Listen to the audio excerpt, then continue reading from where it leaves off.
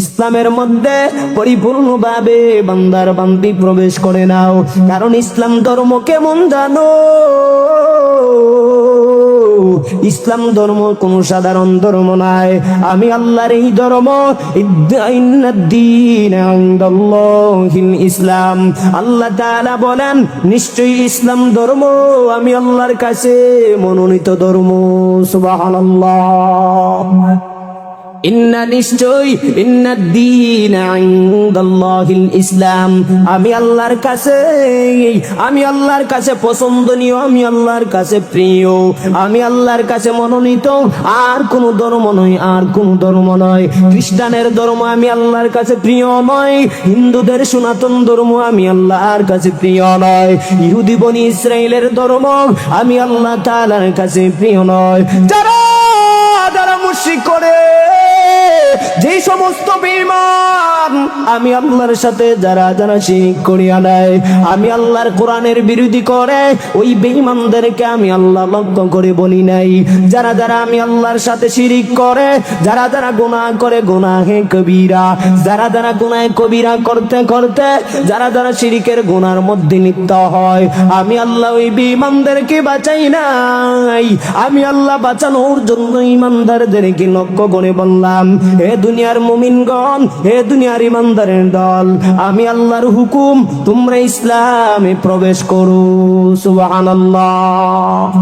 হে দুনিয়ার মুসলমান, ইসলামের মধ্যে যদি দাখিল হতে হয়, ইসলামের মধ্যে যদি বান্দার বান্দি পরিপূর্ণভাবে ঢুকতে হয়, তাহলে দুনিয়াতে কষ্ট আসবে কি আসবে না? আল্লাহর নবী বলেন, আদ-দুনিয়া সিজনুল মুমিন ওয়া জান্নাতুল কাফির। এই দুনিয়াটা মুমিনের জন্য জেলখানা, সিজনুল জেলখানা। কেমন জেলখানা জানো? কেমন জেলখানা বান্দার বান্দি শুনিয়া দাও। দুনিয়ার জেলখানার মধ্যে হয়তো 1 মাস অথবা 2 মাস, না হয় 1 বছর 2 বছর, আর না হয় যাবজ্জীবন। এইভাবে দেওয়ার পর একদিন মুক্তির ব্যবস্থা হয় কি হয় না? জেলখানার মধ্যে এ বান্দার বান্দি অনেক সময় শান্তি, অনেক সময় সুখ, অনেক সময় আঘাত করে, অনেক সময় আদর করে। কিন্তু মুমিনের জন্য এটা কেমন জেলখানা জানো? এই মুমিনের জন্য দুনিয়াটা কেমন সিজনুল বান্দা তুমি কি জানো? এই দুনিয়াটা তোমার জন্য কেমন কারাগার বান্দার বান্দি তুমি শুনিয়া দাও। ইসলামের মধ্যে কালেমা যারা গ্রহণ করেছেন, সাহাবায়ে কেরাম যারা ইসলাম ধর্মের অনুসারী হয়েছেন, এ দুনিয়ার বর্তমান মুমিন, এ দুনিয়ার বর্তমান মুহাম্মদের উম্মত, তোমরা তাকায় দেখো, আবু বকর ইসলাম ধর্ম গ্রহণ করার জন্য কত জায়গায় নির্যাতিত, উমর ইসলাম ধর্ম গ্রহণ করার জন্য কত জায়গায় নির্যাতিত হয় কি হয় নাই? আরো জোরে বলেন। হযরতে বিলাল হাবশী রাদিয়াল্লাহু তাআলা আনহু ইসলাম ধর্ম গ্রহণ করার জন্য উমাইয়ার হাতের মধ্যে আটক। এমন কি বিলালের পুরা গলার মধ্যে রশি পেঁচাইয়া পেঁচাইয়া এমন জোরে জোরে আঘাত, এমন জোরে জোরে জোরে জোরে চাপ আর পাথরের চাপ, এইভাবে দিতে দিতে কোন রিওয়ায়াতের মধ্যে পাওয়া যায় আল্লাহর নবীর সাহাবী বিলাল জিহ্বাগুলো বের হয়ে গেছে, জিহ্বাগুলো বের হয়ে যাইতো। জোরে কোন আল্লাহু আকবার। আল্লাহর নবীর সাহাবী বিলাল ইসলাম ধর্ম গ্রহণ করার জন্য কত বেঈমানের দল এইভাবে উমাইয়া গান শুরু করে দেয়। বিলাল বলে, না না, প্রয়োজনে জীবন দেব, আমি বিলাল ইসলাম ছাড়ব না। সুবহানাল্লাহ।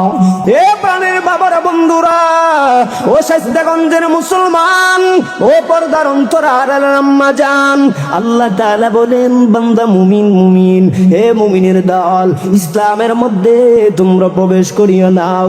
যদিও ইসলামের মধ্যে তুই বান্দা চলতে কষ্ট হয়, ইসলামের ভিতরে বান্দা জিন্দেগি পরিচালনা করতে গিয়ে যদি তোমার জন্য আঘাত হয়, ও দুনিয়ার মুমিন গো, যদি কষ্ট হয়, তুমি কালেমা ছাড়িও না, ইমানদার হারা হয় না, ইমান হারা হইও না। কারণ দুনিয়ায় যদিও ইহকাল তোমার জন্য কষ্ট হবে, আমি আল্লাহ, আমি রব্বুল আলামিন যখন তাকায় দেখবো আমার বান্দা দুনিয়ার 63-50-60 বছর বয়স এই দুনিয়ার মধ্যে কষ্ট করে করে করে করে জিন্দেগি পরিচালনা করেছে। আমার বান্দার উপর ইসলাম ধর্ম গ্রহণ করার জন্য কত বেঈমান আঘাত করেছে, তারপর আমার গোলাম আমি আল্লাহর কালাম আল্লাহকে বলে নাই, তারপর আমার গোলাম কোনদিন উলামায়ে কেরামের বিপক্ষে কথা বলে নাই, তারপর আমার গোলাম আমি নবীর সুন্নতকে কোনদিন বান্দা বলে নাই। এ দুনিয়ার মুসলমান ও সুদিয়া খোলার মুসলমান ভাই বন্ধুরা শুনেন, আল্লাহ তাআলা ওই দিন বলবেন যা বান্দা যা যা যা, আমি আল্লাহ খুশি হইয়া আজ তুই বান্দার গুনাহগুলোকে মাফ করে দিলাম। আরো আসতে সুবহানাল্লাহ। এ প্রাণের বাবারা বন্ধুরা, ইসলামের মধ্যে পরিপূর্ণ ভাবে ঢুকা দরকার আছে না নাই? আরো জোরে। এ প্রাণের বাবারা বন্ধুরা শোনো, আল্লাহ তাআলা বলেন উদখুলু ফিস-সিলমি কাফা, পরিপূর্ণ ভাবে ইসলামের মধ্যে বান্দা দাখিল হয়ে যাও, পরিপূর্ণ ভাবে কালেমার লাগাম বান্দা জবানের মধ্যে লাগাও। নবীর সাহাবী হযরত খুবাইব রাদিয়াল্লাহু তাআলা ইসলাম ধর্ম গ্রহণ করার পর মক্কার কুরাইশি বেঈমানেরা কত কত আঘাত করেছে।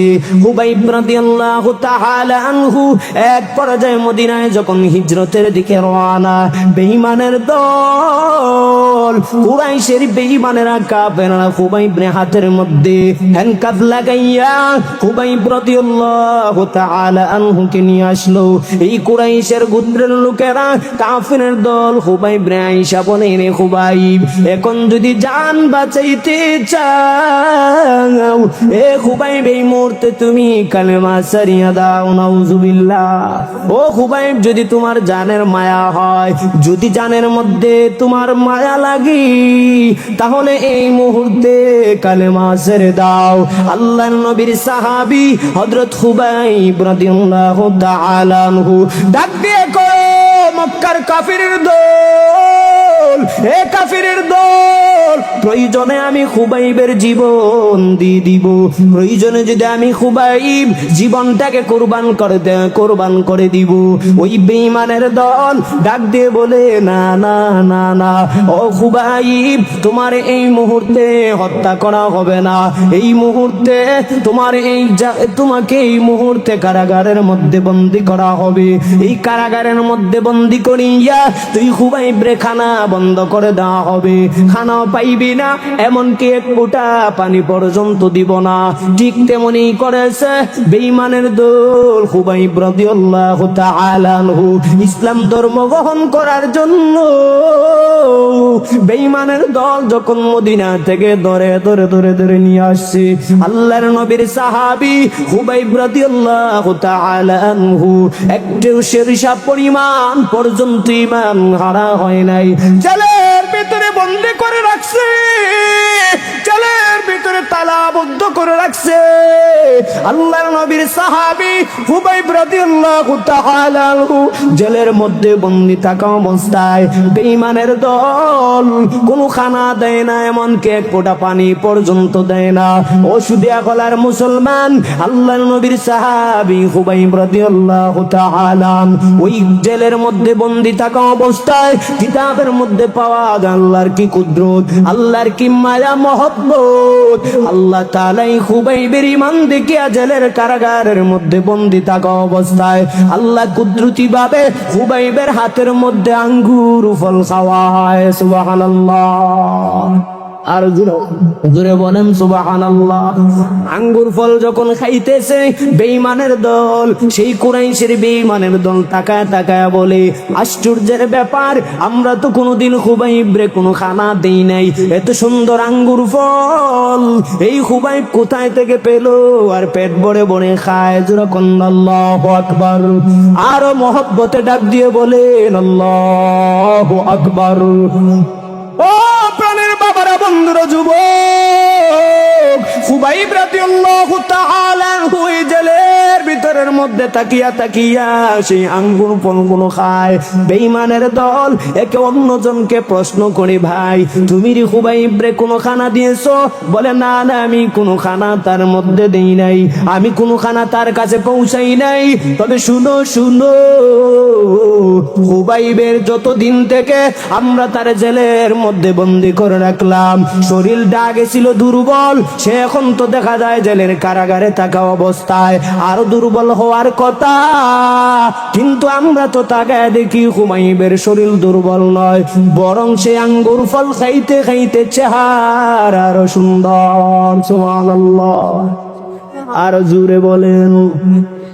এ বাবারা, বন্ধুরা, যুবক, তাহলে বুঝে থাকলে বলেন, আল্লাহর রাস্তায় যদি মানুষ চলে, রিজিকের মালিক কে? বিপদের মধ্যে যদি পড়ে যান, বিপদ থেকে উদ্ধার করবে তিনি কে?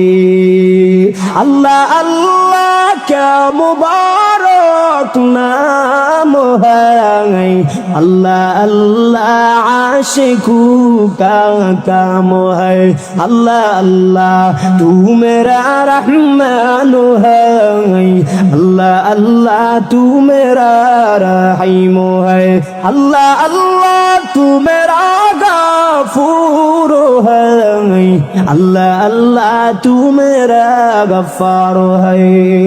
আল্লাহু আকবার। আল্লাহর নবীর সাহাবী খুবাইব রাদিয়াল্লাহু তাআলা আনহু এই ঘরের ভিতরে বন্দী থাকা অবস্থায় জেলখানার মধ্যে তাকিয়া তাকিয়া তিনি কত সুন্দর আল্লাহর কুদরতের ফল খান। বেঈমানের দল চিন্তা করলো, ওই কুরাইশের বেঈমান কাফেরের লিডার না, তারা বলতেছে এইভাবে আসলে সহজে খুবাইব রে ইসলাম থেকে ত্যাগ করা সম্ভব নয়, এইভাবে সহজে খুবাইব রে ইসলাম থেকে দূরে নেওয়া সম্ভব নয়। যেরকম আল্লাহু আকবার, আরো মহব্বতে বলেন না আল্লাহু আকবার। হে প্রাণের বাবারা, বন্ধুরা, খুবাইব রাদিয়াল্লাহু তাআলা আনহু যখন এইভাবে কালেমার মহব্বতে জেলের কারাগার তাইকা তাইকা তিনি যখন নাকি আল্লাহর কুদরতি জান্নাতের আঙ্গুর ফল খায়, বেঈমানের ভিতরে বড় টেনশন ঢুকে গেছে।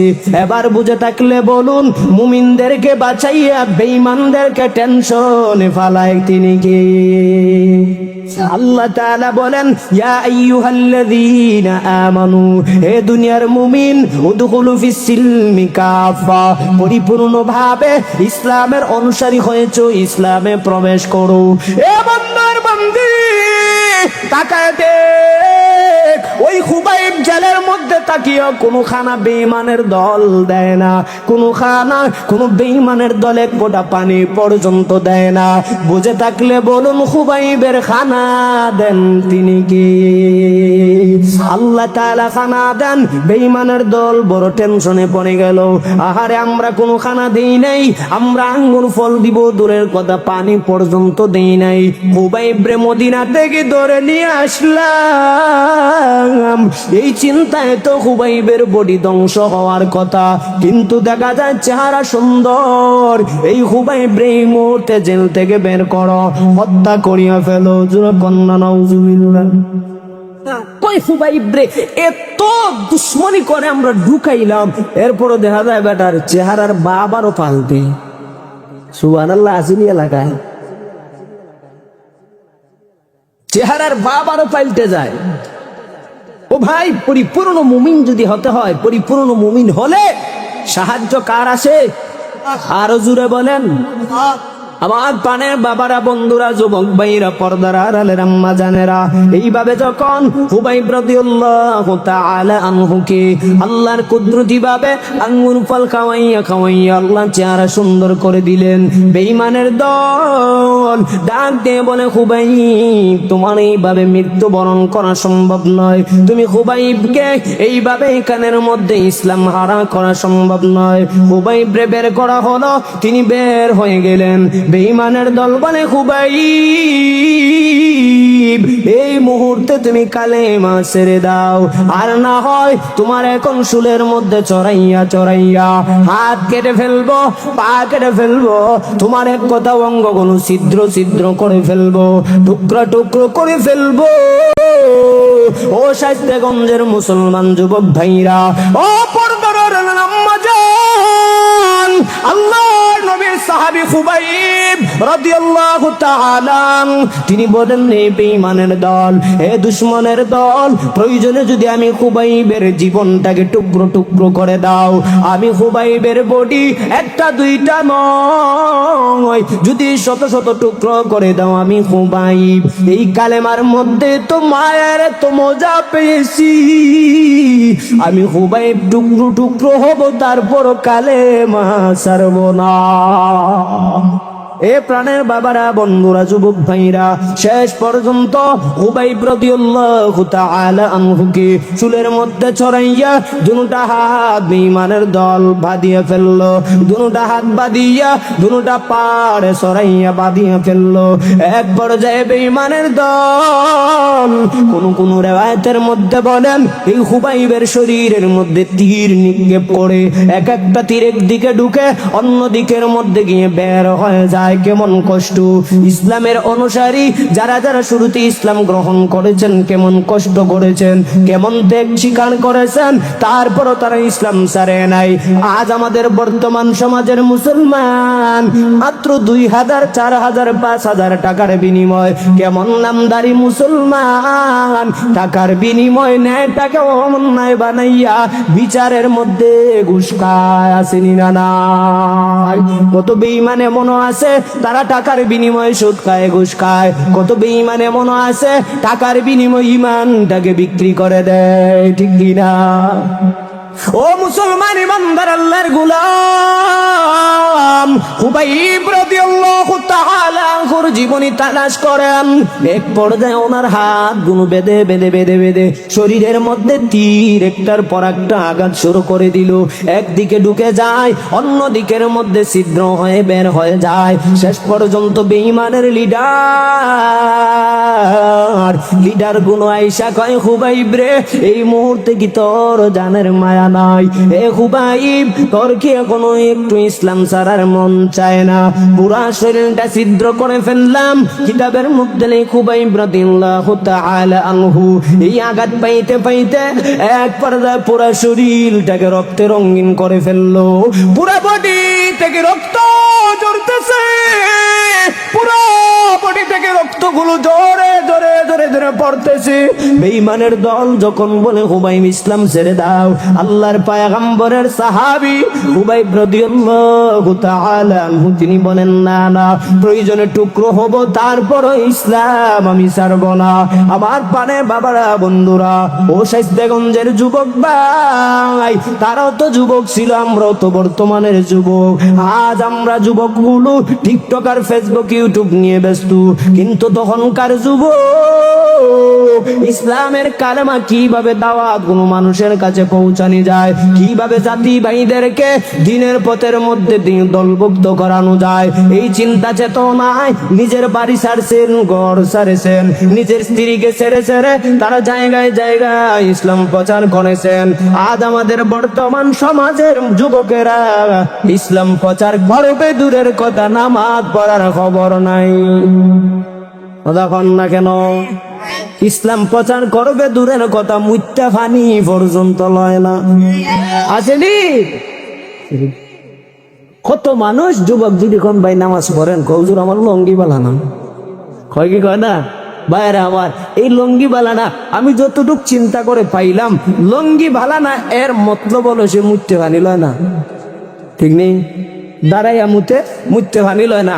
আর কিছু কিছু আছে এমন টাইট ফিটিং পরে, যেটাকে এমন ভাবে পরার মতন পরে শেষ পর্যন্ত এটা দাঁড়াইতে পারে না, যদি ঠিক মতো বসে তাহলে তলা ফাইতে 2 টুকরা হয়, আছিনি এমন? আবার যদি কষ্ট করে বসে তাহলে ওই পিছনের যে চেহারা অর্ধেকটাই বের হয়ে যায়, ঠিক নেই? এই জন্য ভাইয়ের আমার, খুবাইব রাদিয়াল্লাহু তাআলা আনহুকে শেষ পর্যন্ত হাত কেটে টুকরো করে ফেলছে। তিনি একটুকু শব্দ করেন নাই, ডান হাতটাকে কেটে ফেললো, বাম হাতটাকে কেটে ফেলছে, একটুকু শব্দ করেন নাই। কারণ তিনি মনে করলেন, যদি আমি একটু শব্দ করি তাহলে হয়তো আল্লাহ পাক রব্বুল আলামিন বেজার হয়ে যাবেন।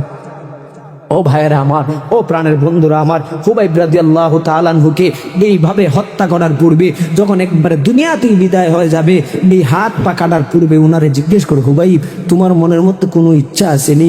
তিনি বলেন, আমার 2 রাকাত নামাজ পড়ার সুযোগ করে দাও। আর জুড়ে বলেন না সুবহানাল্লাহ।